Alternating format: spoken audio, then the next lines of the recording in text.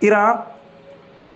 diggéen nañu ni day faaw daañu fayu ci Israël ginnaaw attaque ba mu def 26 octobre ca Liban ca Syrie ak ca Syrie ki nga xam ne moo di le conseil de l'ayatollah Ali Khamenei moom day daal dinañuy wax waaw ki ñuy wax Ali Larijani moom conseiller ci ayatollah Khamenei daal dinay dëggal soutien wu l'Iran ci Hezbollah waaye itam xamle ne faw itam daañu fayu maanaam daal nee na ñun waa Iran dañuy di jàppale waa Hezbollah fële ca Liban ak ca Syrie waaye itam Israël na xam ne attaque bi mu defoon ci territoire bu Iran fan yi muy 26 octobre génn 26 octobre na xam ne faw daañu ko fay gu tar ci moom loolu la xamle gàtt fukki nit ak juróom ñàkk nañ seen bakkan ginnaaw farab bu Israël defati ca Syrie Damas capitale bu réewum Israël bu ñu sukkandikoo ci média locaux yi foofu fii daal nee ñu ñàkk seen bakkan bari nañ lool fukki nit ak juróom gàtt bokk na ci ay jigéen ak i xale attaque bi nag Israël daf ko def mu laal benn bâtiment résidentiel foofee kon ca Syrie Israël kon di def lu ko neex rek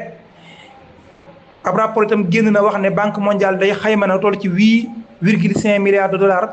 ne mooy coût des dégâts yi nga xam ne Liban dund na ko jaare ci conflit bi dox ci diggante Israël ak Hezbollah wax na daal ci wàllum matériel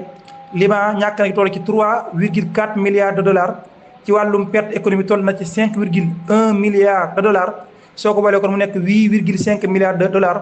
di loo xam ne kon sonal na lool waa Liban secteurs yi gën a sonn nag moo di wàllum agriculture ak santé ca Israël jàppaleen na gouvernement ba fi ne gouvernement bu Netanyahu daal dañoo commencé xalaat tere bépp drapeau Palestine ñu koy wane ci université ya ak yeneen institution financière nekk ci réew ma lu waa daal lañu bëgg yóbbu ca assemblée ba woote ko su ko defee nag képp ku fa yëkkateeti drapeau bu Palestine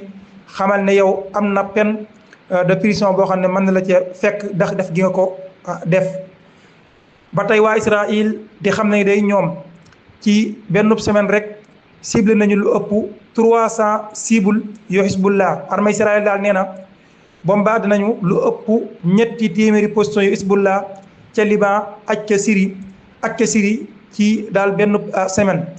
ñoom waa Israël kon way di attaqué li nga xam ne kon moo di territoire bu Liban waaye itam boole ci Syrie ndax ne waa Hezbollah dañ faa daal di nekk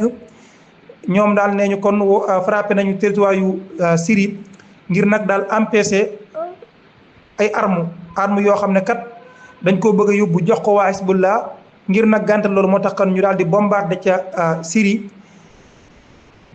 ay kër sa xibaar yoo xam ne jege nañu Hezbollah itam bombardement yooyu laal na ko ba tey ci lu ni mel incident am na démb ca France amaat na kon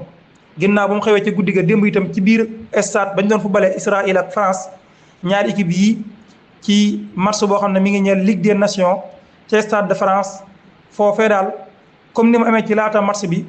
itam ci biir stade ba itam waaw ci biir stade ba laataa ñu amal match bi itam am na ay jàmmaarloo yu am ndax bi ñuy way hymne national bu réewum Israël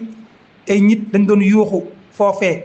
di leen daal naqarlu la ko waral rek mooy li Israël di def ci àdduna bi loolu nag moo indi xeexoo dox ci diggante supporters yu réewum France ak supporters yu Israël waa France yi nag ñoom dañuy naqaroo lu Israël dëkk di def ñi nga xam ne kon ñoo di jullit ñi wala fee li ñuy def fee ca Palestine ak Liban gi caaju kon moo leen naqari tax ñu daal di koy def incident yi daal di am kon itam amoon na ci Amsterdam ci capitale bu réewum Pays-Bas foofu itam jàmmaaroo doxoon na ci supporters yu Pays-Bas ak yu Israël la ko waral lépp rek mooy ñoom itam dañuy naqar lu Israël di def ci fële ca Moyen-Orient ngi jàpp na kon Israël duwul réew mu ñu war a jàppalanteel wala ñu koy reconnaître ci dara ndax ay defkati ñaawteef lañu. wax ci conflit diggante Iran ak Russie ak Amérique gi nga xam ne day ñoom daal dañoo bëgg kon baral jéego yi jox arme yu bari ñi nga xam ne ñoo di waa Ukraine laata mandat Joe Biden kon di jeex Joe Biden nag ci fàttali le 20 janvier la war a jeexal bu ko defee nag Trump ñëw wuutu ko léegi nag Pentagone ñoo xam le kon daal ne dañoo fas yéene kon arme yi ñu gën a kon livraison hebdomadaire maanaam daal mu gën a bar jox gi mu leen koy jox daal ci lu ñeel toll ci 7,1 milliards de dollars yi nga xam ne kon ay aide militaire yu ñu fas yéene jox kon ñi nga xam ne ñoo di waa Ukraine loolu yi nag ñu def dañ ko def ngir respecter engagement bi administration Biden am ngir daal fexe jox Ukraine la mu leen dig ci arme laataa nag Trump kon di jël fonction janvier 2025 ba tey ci fànn gu ni mel